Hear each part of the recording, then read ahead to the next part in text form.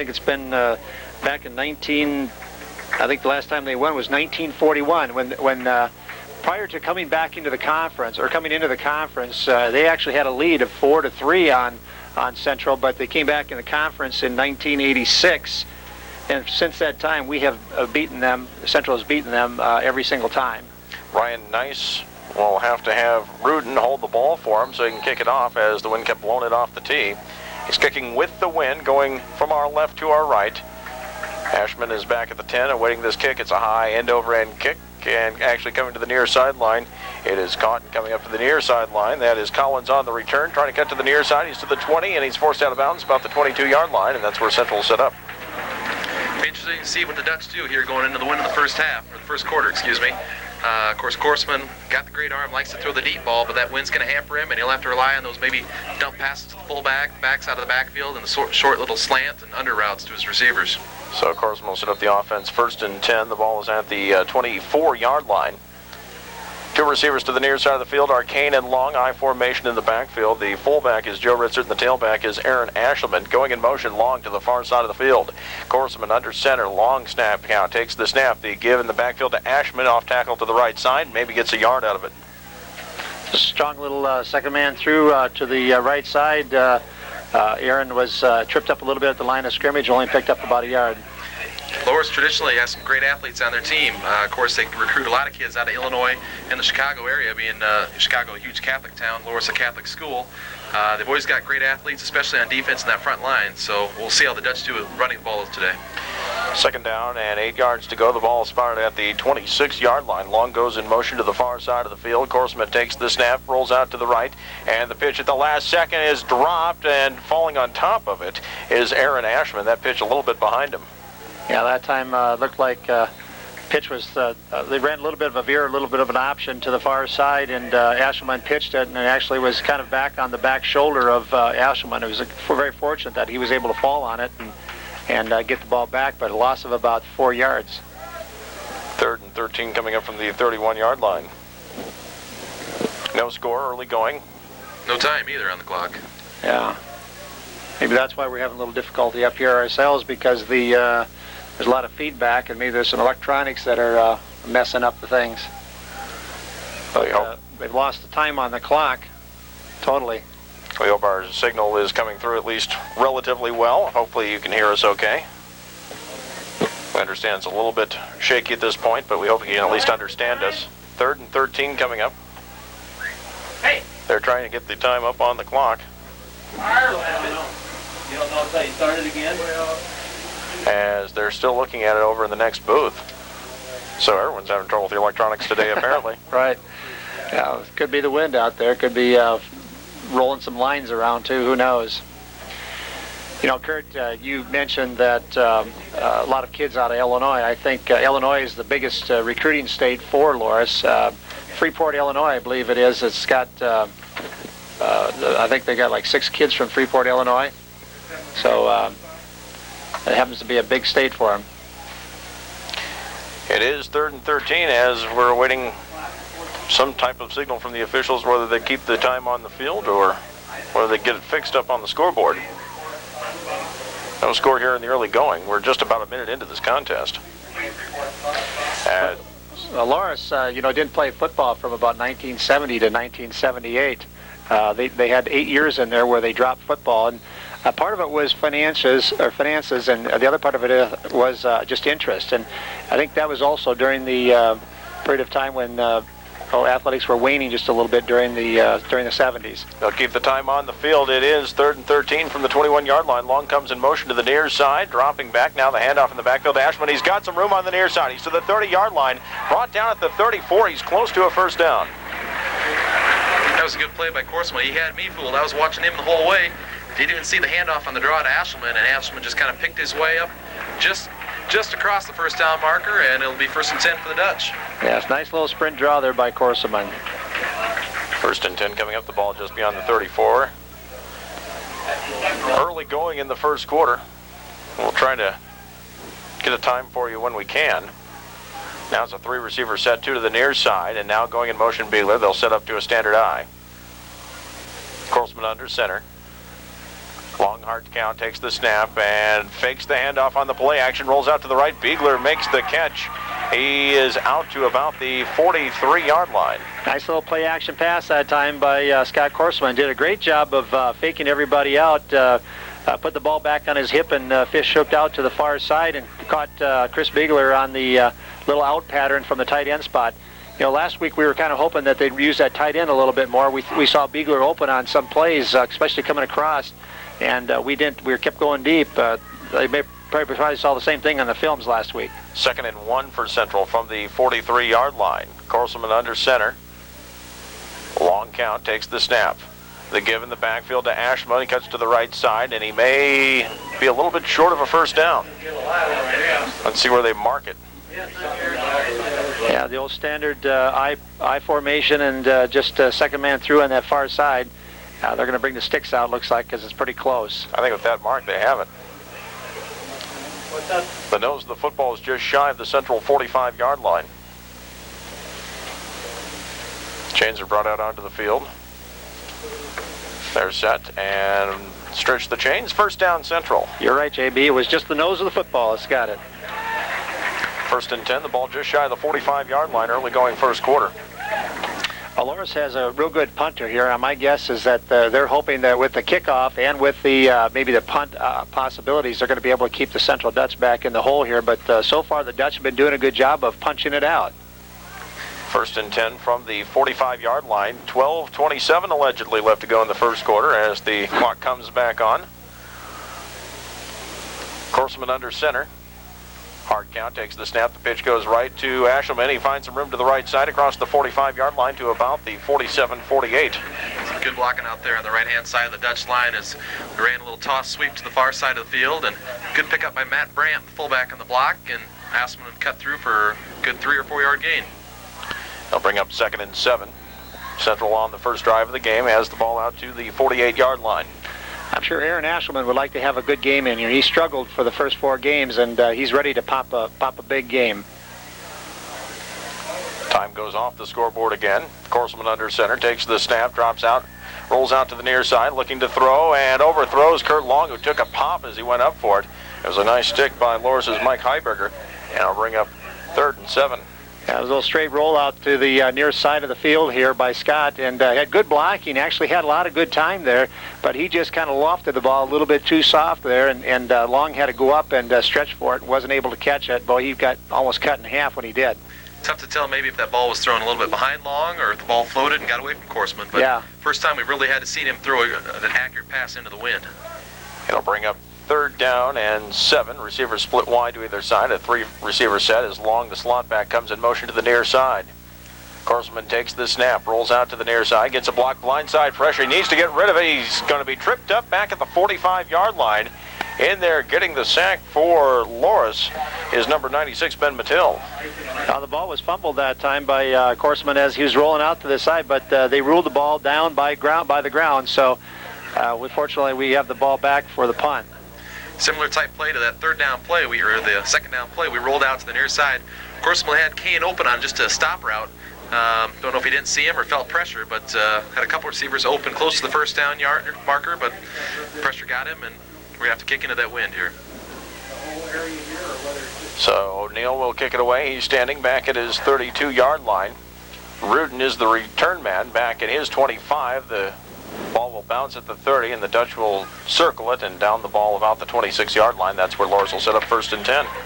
Well, Tim did a nice job of keeping it fairly low trajectory. He didn't get it so high in the air that the ball came back to him, and he got a pretty good roll there too. Loras' offense looks like this. The center's Jacob Zeal. The guards are Chad Becks and Curtis Johnson. The tackles John Brochus and Eric Trausch. The tight end is Adam Booth. The flanker Steve Rudin. The split end is Andy Burbach. The fullback is Mike Klaus. The tailback John Stewart. And the quarterback is Adam Hamill. 10:45 left to go here in the first quarter. No score. 1st and 10 at the 26-yard line. Hamill steps up under center. Offset I formation behind him. Klaus, the fullback, now lines up, drifts over to the left. Dropping back Hamill on 1st down, flushed out of the pocket. He's in trouble, and it's nearly picked up. They're going to call that a fumble. They do. It will be Central football. 1st and goal at the 3. This time, Steve Perkins, instead of trying to pick it up like he did last week on the 5, he dropped on it, and he's got the ball back. Almost like deja vu, and also he's been absolved of not being able to pick up that fumble up at BV. Nice job by Steve Perkins and the whole front crew there. Just really put pressure on Adam Hamill. It certainly looked like a forward pass, but it was ruled a fumble. It was Steve Perkins and Ryan Anderson that got to Hamill, had Hamill kind of tiptoeing backwards and got the old tomahawk chop in there to rip the ball loose. And like you said, Danny, Perkins just pounced on it rather than trying to pick it up. Just play it safe. Yeah, but I talked to a few fans afterwards. I said, we were talking about that play last week, and they all looked at me and they said, hey, if you were a lineman, you had an opportunity to pick the ball up on the 5-yard line and run it in for a touchdown, what would you do? We all said, we'd pick it up and try to run it in. First and goal from the 3-yard line coming up. Big break now for the Dutch.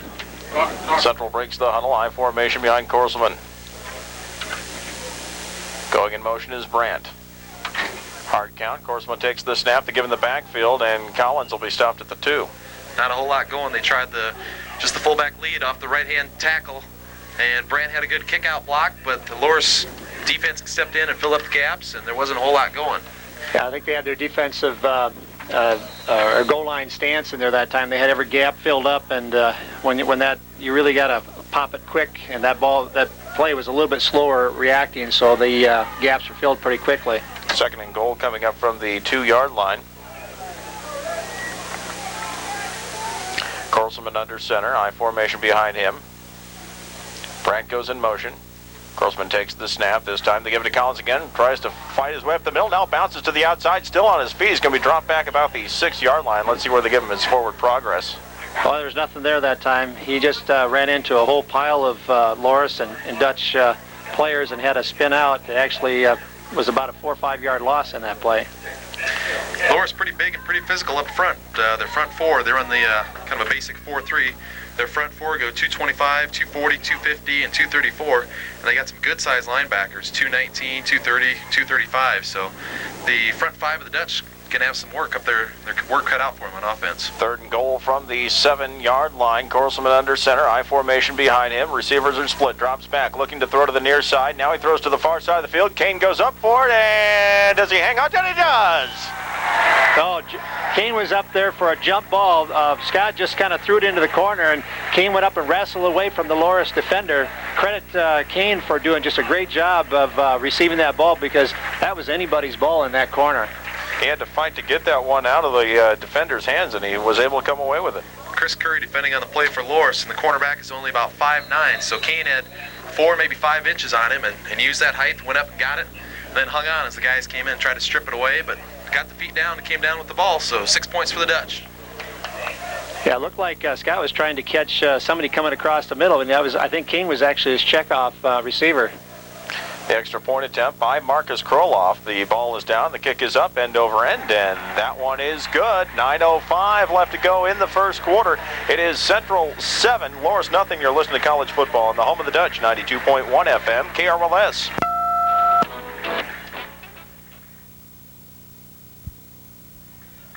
You're invited to yourself back to a simple time when you stop in a tremendous selection. It's a Griffin Antique Bella. You'll find a 700 square feet antiques, collectibles, craft, and more. Antique Center now under new with consignments. And welcome back to Central College. J.B. Conley, Kirk Kaponchik, Denny Hansen bring you today's action here on 92.1 FM KRLS, as Central has taken the early lead 7-0, an 8-yard or 7-yard touchdown pass from Scott Korselman to Joe Kane. Probably the biggest stat so far, guys. 6 minutes off the clock already, and Loras has had the ball for 2 offensive plays. Right. Yeah, we have to credit the defense for that touchdown. Getting the ball on the 3-yard line, punching it in, it really is a defensive touchdown. Steve Rudin, Mike Malarkey, and D. Hill all back deep to receive the kick from O'Neill. It's a high end-over-end kick. It'll hang up in the air. Bounce at the 30-yard line. That's a live ball, and Central fell on it. Oh, wasn't an onside kick, but it ended up being the same thing.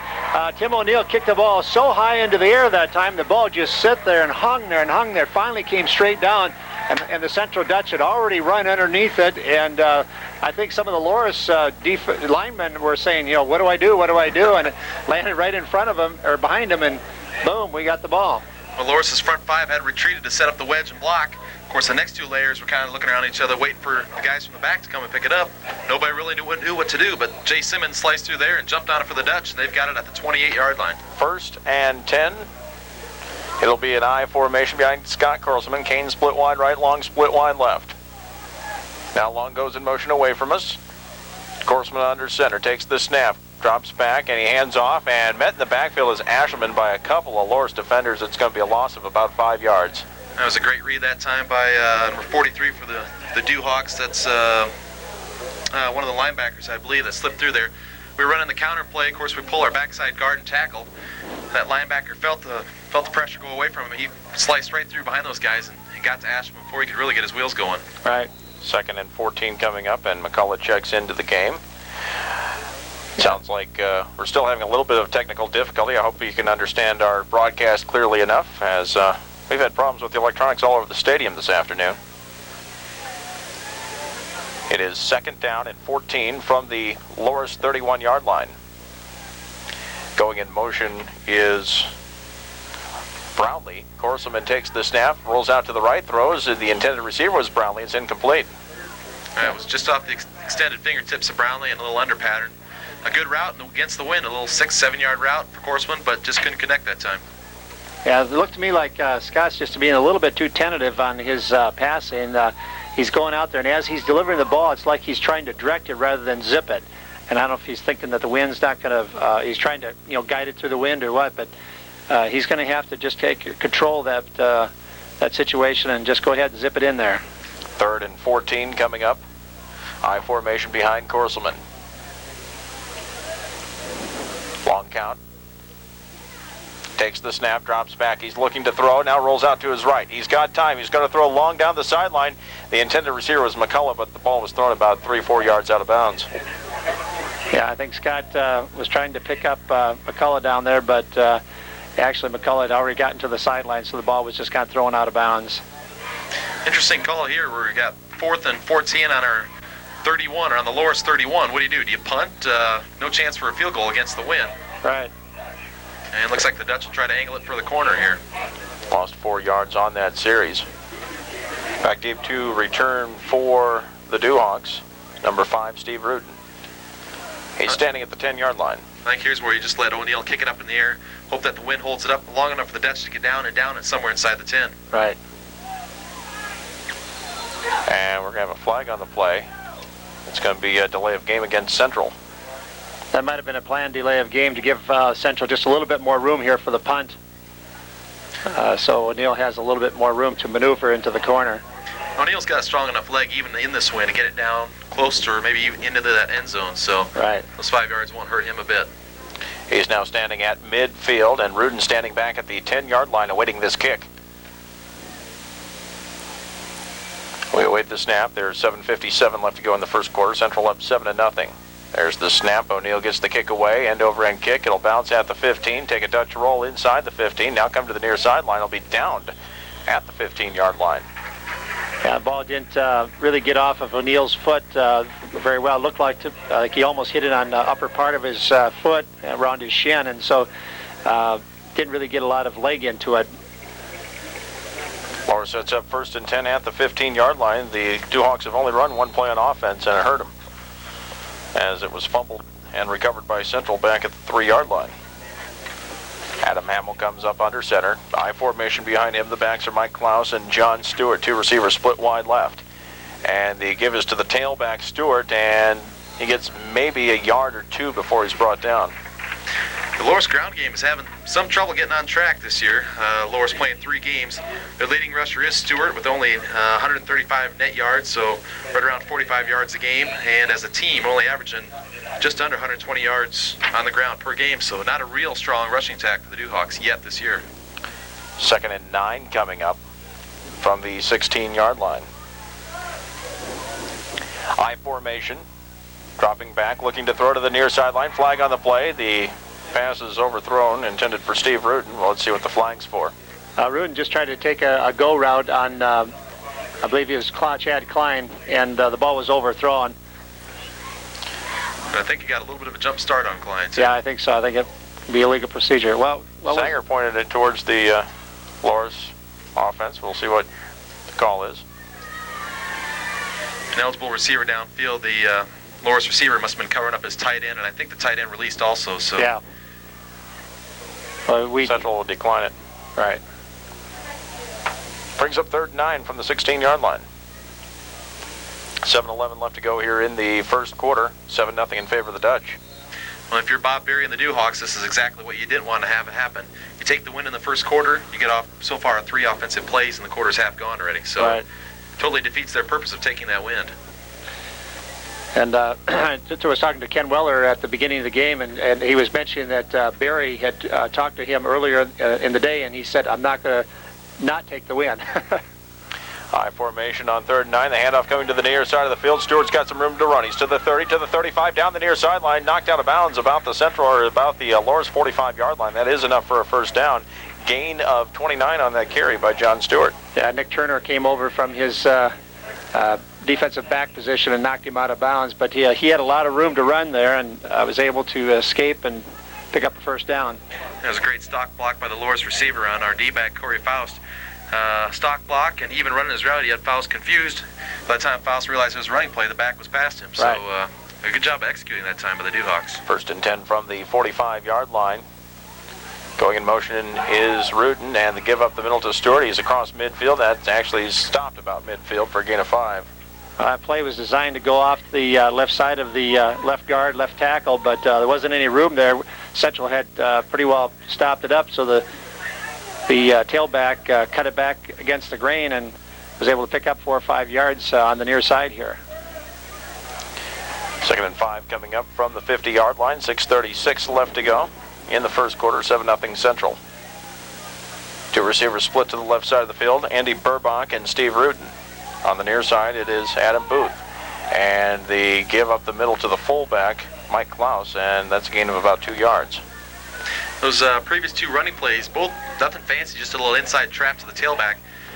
The trap's something that's going to take advantage of an aggressive attacking defense like Central's. Mm-hmm. So the Central interior linemen have to be aware of the trap coming at them this afternoon. Otherwise, we're going to see more gains like those last couple plays. Actually give Klaus a gain of 4 on that carry. They're going to call it 3rd and 1 coming up. High formation, 2 receivers to the near side. Adam Hamill steps under center. Takes the snap. The give is to Stewart. Stewart bounces off his lineman. Now rolls to the outside. Flag on the play as he does have enough yardage for the first down, but let's see what the penalty is. I think we got a hold in there. It appears that number 60, John Brocious, interior lineman, 276-pound sophomore, was holding.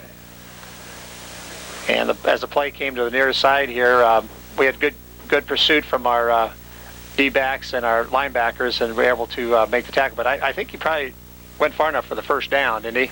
He was either holding or else he knew Steve Perkins real well, because Perkins was getting hugged by him. Yeah. He did have enough on the first down without the penalty, but the flag at the 46-yard line and with the 10-yard mark-off is going to bring up 3rd and 11 yards to go. 5:43 left to go in the first quarter at 7-0 Central. Now there's a break there for Central, and it looks like, is that Klaus or Stewart? Tailback Stewart. Yeah, Stewart. That's their leading rusher. They're carrying him off. Looks like he's got either a knee or an ankle. That would be a devastating loss for the Dewhawks. Well, he's really holding it up gingerly, so it looks like something that he's maybe not going to be able to come back after the game, or anytime during the game to play. He is their leading rusher.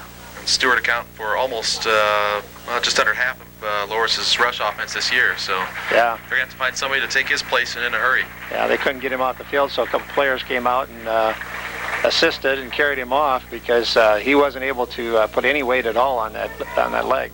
The new tailback is D. Hill. 3rd and 11 coming up. The ball at the Loras 44-yard line. High formation. Hamill drops back, has time, throws over the middle, throws it up in the air. It's going to be picked off. Down the far sideline to the midfield stripe, now cutting back, and to the 40-yard line on the return is Andy Ratzlaff. Yeah, it was a tip ball that time. I believe Central actually tipped it too, and Andy Retzloff was in there to intercept it. I see we got a flag down here in the backfield. I don't know if there's a little unsportsmanlike conduct going on between the players. There's some blocking going on down there. Did you see it, any of you guys? It's going to be a personal foul against the Dewhawks. Either way, it was after the play, after the interception, so okay. The Dutch are going to get the ball, but it looks like they're going to mark it off against the Dewhawks. The return was to the 35-yard line. Another 15 yards tacked on to that. We'll put the ball at the 20. Well, that's two big turnovers by the Dewhawks on offense. At that time, Hamill, the quarterback, as he threw it a little bit behind, or he wasn't accurate with the receiver, and the ball was tipped, and Andy Retzloff was there in his safety position to pick it off and run for a nice gain.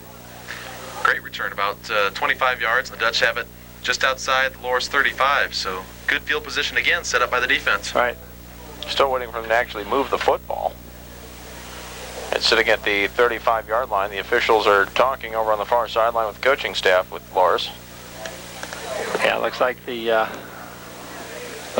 officials over there talking to Barry and trying to explain to him what happened, and I think Barry's trying to explain to him what he thought should have happened. Well, it's interesting. Loras has two senior quarterbacks, and they have chosen to go with Adam Hamill, a sophomore, for the last game, and he had a good game against Dubuque, and but now against a more superior defense, he's caved in just a little bit. He's throwing the interception, and then really when he was in the first series, as he was rolling back, probably should have thrown the ball out of bounds or eaten it right there, but he tried to escape and fumbled. So two real crucial mistakes for the sophomore quarterback. 1st and 10 from the 20-yard line. Korselman under center. Backs shift. Vandenord goes to the far side of the line. Long switches to a wide out, and now we get a whistle. And something happened during that shift that the line judge didn't like, and yeah, somebody may have jumped into the neutral zone, or something else untoward happened by Central. Well, Joe Kane had a huge cushion out here at his receiver spot. The D-back was playing about 8 yards off, which is kind of surprising since Central's going into the wind. You'd think, the short, the stop, or the slant routes would be great. And yeah, I was wondering maybe if Korselman had picked that up out there yet. Illegal procedure against the Dutch. It'll be 1st and 15 from the 25-yard line. 5:26 left to go here in the first quarter, and Central leads by a score of 7-0.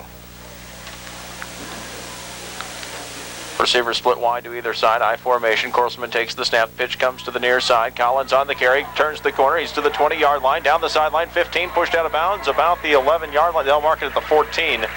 That's where he first stepped out of bounds, and Central has a first down. Or actually, no, check that. They will be about 4 yards shy of a first down. Great job of blocking that time by the left-hand side of the Dutch offensive line. Dward, Honk, and Matt Peterson all got a good corner that time, so Jesse Collins could turn the corner on that sweep and start making his way up that sideline for a nice gain. 2nd and 4 coming up from the 14-yard line. And the carry to the near side of the field is a gain of about 3 yards for Joe Ritzert. Yeah, just to give to the fullback that time off the left side of the line, and Joe was able to pick up about 2-3 yards. Brings up, looks like about 3rd and 1. Ball is at the 11-yard line. 5 minutes even left to go here in the first quarter. If that D-back is off of Joe Kane there, that would be a nice little, just a little quick toss to him for a quick first down. Ritzert carries up the middle. It's first down yardage, but there is a flag in the Central backfield. And we're going to have motion that time, either motion or somebody wasn't set, because the Dutch went on either a quick count or when the quarterback applies pressure to the center's rear end. But yeah, illegal procedure. I'm sure that looked like Joe was moving a little bit before the ball was coming. Yep. Good play call though on 3rd and short. Just get up there, no sound. Just have the quarterback put his hands up there and snap it and go before Loras can get set. Walk-off will make it 3rd and 6 from the 16-yard line. Without the sound, though, sometimes it's just anticipation that the fullback or whoever's going to get the ball has got to be reacting to. And although he's right behind the quarterback, he should be able to see the ball coming up. I formation, Corselman under center, 3 receivers, 2 to the right side, 1 to the near side is Kane. And they give up the middle to Collins, off tackle right side, dives across the 15 to about the 12. He's going to be a couple yards shy of a first down. Jesse had a nice hole there on the right-hand side. He was able to slide through there, but he only picked up about 2 yards on it. It looked like if he would have slanted quickly to the outside, he might have been able to pick up a few more. 4th and 3. Central's offensive line so far, straight up the middle, they're having a tough time pushing Loras around. We've gotten to the corners, attacked the edges well, but up the middle, there's been not a whole lot there yet. Right. Dutch are going to go for it on 4th and 3. I formation behind Corselman. Long County takes the snap, pitch to the right side to Ashman. He's got to turn the corner. He does, still on his feet, and he's brought down about the 4-yard line. That was a good call that time, going to the outside. We've been having more success on their corners than we have going up the inside, and so that was a good call. A couple good blocks that time.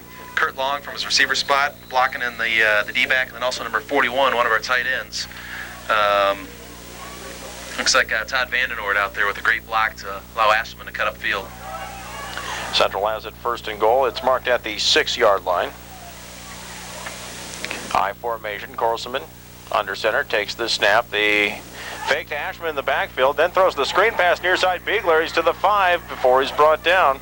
No, did he? No, actually that's the goal line he's just shy of. Yeah. He was trying to, when Biegler went down, he actually tried to bowl through a couple of Loras tacklers, and once he was on the ground, he tried to throw the ball forward across the line, across the goal line, but he lost the ball. It's a good thing. Well, fortunately, he was down, but fortunately, we didn't lose it there. 2nd and goal from the 1 coming up. I thought Biegler had the stretch from up here. He had that ball stretched out across the line, but looks like they're spotting it just the nose against it. I formation, 2:39 left to go in the quarter, and we get a flag on the far side of the field. I'm not sure. Looks like it's going to go against the Dutch. We're doing something over there on the when we come up to the line of scrimmage. Substitution. Oh. Evidently, when we came out of the huddle, we didn't come out quick enough on the substitution. So far this drive, the Dutch making a first down or 2, then walking back on penalties, and they're shooting themselves in the foot on this drive. Right. It's not the Duhawks stopping them, it's the Dutch. 2nd and 6 coming up. I formation, Corselman under center. Long count takes the snap. The pitch comes, Ashelman near side, gets 1 block, still on his feet inside the 5, and he gets to the 4 before he's brought down. Little toss back to Ashelman that time. Could be designed to go outside, but all the blocks were kicking out, so he cuts it back in off the tackle and was able to pick up a couple yards. Still looks like about 3rd and about 4.5 yards for the touchdown. The Loras interior 7, or the front 7, are really pursuing well. That time they had the defense had the play stretch out. Ashman cut back against the grain, but boy, the backside pursuit was just awesome there, and Ashman had nowhere to go. 3rd and goal from the 4-yard line. Corselman under center. Takes the snap, rolls out to the right, then gives back, and cutting back for the easy touchdown, Aaron Ashelman. Oh boy, the Duhawks missed that one. Yeah, they had everything set up for a rollout to the far side there. They were expecting Corselman to sprint to the far side, and he just did a sprint draw to Ashelman, who actually just walked into the end zone. Ashelman never had to do more than jog. There was nobody seeing Ashelman. Yeah, all 11 of their players had gone to the left. And Central takes the lead 13-0. Extra point coming up. Marcus Kroloff will try it again. The misdirection has given the Duhawks problems so far, so look for more counters and more of that to come. Right. We wait the snap. The ball is down. The kick is up, end over end, and that one is good. 1:52 left to go in the first quarter. It's Central 14, Loras nothing. You're listening to college football on the home of the Dutch, 92.1 FM, KRLS Knoxville Pellet, just after 2 o'clock. This one Kelly with a heel goes to car. Umpires check the clock. And welcome back. You're listening to college football on the home of the Central Dutch, 92.1 FM, KRLS. J.B. Conley and Denny Hansen, Kirk Kaponchik bring you today's action. Well, JB, Kurt, that wasn't a pretty touchdown. I mean, the actual run there was a very cleverly run play, but the whole series was not real pretty. Kind of 5 steps forward and 4 steps back. Tim O'Neill's kick is high in the air. It'll be taken at the 25-yard line by one of the up men. Running up the middle of the field for Loras across the 40-yard line to the 45 is Mike Malarkey. They had a good return that time. Again, the ball high in the air, and their receiver this time was a little bit smarter. He came up real strong, and our pursuit actually had run past him almost, and he was into our second wave, and our kickers and our safety net individuals had to stop him. 1st and 10 from the 44-yard line. Hawks break the huddle. Man in motion is Steve Rudin coming to the near side of the field. The pitch in the backfield to the tailback, and on the carry, D. Hill gets across midfield to the central 45-yard line, and that should be enough for a Duhawk first down. Well, it was a real nice cut by the tailback that time to get open, but I tell you what, Steve Perkins was being held on the ground almost in a bear hug. They caught one last time, but they missed this one because Steve was right in there to make the tackle, and he couldn't move. That Loras offensive guard got up with a chunk of red cloth in his hands. 1st and 10 from the central 45-yard line. Coming in motion, Rudin to the near side. Hamill takes the gives the handoff to Hill in the backfield. He cuts to the near side across the 40 to the 35-yard line. That'll be another Loras first down. John Van Hoekelm a little bit slow getting up. Might have got an ankle roll or something. Yeah, he looks like he can get up under his own power, but it's definitely an ankle. Their play is designed looked like to go a little bit more inside, but we're doing a pretty decent job of kind of stopping it up. Although he might be trying to just read the opening, and he's cutting to the outside, and we're pursuing quite quickly, and all we've got left back there is a deep corner and a safety. So fortunately, we've been able to make the tackle as he's been squirting to the outside. But clearly getting too many yards there. They bring the chains on to measure, but that should be a first down. It is. Yep. We talked about Loras' front 7 on defense being big. Their front 5, their offensive line goes 276, 230, 250, 320, and 290, although those last 2 guys, the right guard and right tackle, are both sophomores. But Loras' big uglies are really big, and I'm guessing really ugly, too. Well, they have 17 seniors, but they only start like 2, so got some big young kids in there. 1st and 10 from the 35. The give is to the fullback, and there's nothing doing for Mike Klaus. Klaus almost bumped that one outside. A good surge by the Dutch defensive front on the far side. Had him kind of bumping along the line of scrimmage, working his way to the sideline, and nobody really wanted to wrap him up. Finally, somebody came and got him, but he almost bumped loose and got around the corner. Loss of 1 on that play. Yeah, Justin Steiner did a nice job of punching his way in there and forcing the play to go a little wider. 2nd and 11 from the 36. This may be the last play of the first quarter coming up. We're down to under half minute. Dropping back, Hamill looking to throw, lobs one up, and that is overthrown by everybody. The closest man to it was D-back Nick Turner. Yeah, they tried to beat Chad Klein in just a little go route like they did in the first series, but Chad was eyeball to eyeball with him, and plus the ball was way overthrown. 21.8 seconds left to go here in the first quarter. It is 14-0 in favor of Central. Loras with the football 3rd and 11 at the central 36-yard line. Split wide left is Andy Burbach. Split wide to the near side is Steve Rudin. Hamill under center, offset eye behind him, drops back looking to throw. He pumps, throws over the middle. The catch is made by Rudin at the 25. He's to the 20-yard line, wrapped up at the 17. That'll be enough for another Loras first down. That was a nice pass that time by Hamill. Rudin was just from his wide receiver spot about 4 or 5 yards and cut right straight across on a flag pattern or a post pattern, and got the ball right over the top of the linebackers and picked up a nice gain for a first down. Rudin's pretty quick out there, wide receiver.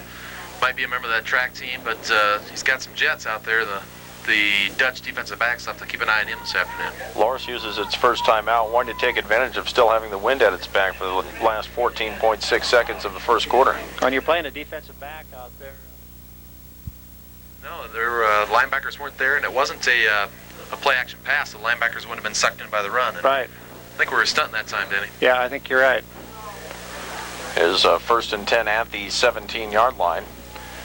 Well, Loras is knocking on the door here. They've been moving the ball down after a couple of miscues in the first two series. Now they've kind of straightened up and they've been moving the ball. Hamill steps under center, two receivers to the near side. Dropping back, Hamill rolls out to the near side of the field. He gets a block and then throws. The catch is made by Rudin at the 5. He dives to about the 2-yard line. That was a nice catch by Rudin that time. Rudin was down about, looks like 8 or 10, was running an out pattern, and then came back strong to catch the ball as Hamill was just a straight rollout to the near side here. Sprint rollout to the near side and just hit Rudin on a nice pass. First and goal from the 2, and Loras will not get another playoff here in the first quarter unless they use a timeout. They won't. And that will do it for the first quarter.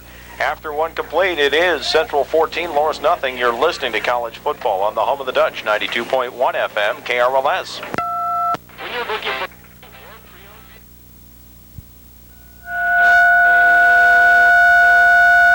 And welcome back to Central College. J.B. Conley, Denny Hansen, Kirk Kapanchik bringing today's game on 92.1 FM. KRLS, we apologize for the audio difficulties. There's trouble in the phone lines here at the stadium, and unfortunately we can't do anything about that at this point. It is first and goal from the 2-yard line for Loras. Hamill steps up under center as we start the second quarter. The give is to the tailback, and D. Hill dives in for 6 points. Austin Bonham met him right at the line of scrimmage, close to the goal line, head up, but Hill just had the momentum going and the feet chugging and kind of powered over him into the end zone. Yeah, it was a good, strong defensive, good, strong offensive hole there for Loras. He was able to really punch it in there. I'm sure that's the type of drive or the type of the offense that Coach Beard was hoping for when he took the win in the first quarter. And even though the Dewhawks got the ball with about 1:45 left, they really made it work. Wade Burgett to try the extra point for the Dewhawks. As we wait, Rudin will hold the balls down. The kick is up. It's end over end, and that one is good. Burgett, I guess is how you say his name, is shades of Joel Boozman from years past. A Central kicker used to kick barefoot. Burgett's doing the same thing. 14:56 left to go first half. It is Central 14, Loras 7. You're listening to college football on 92.1 FM, KRLS.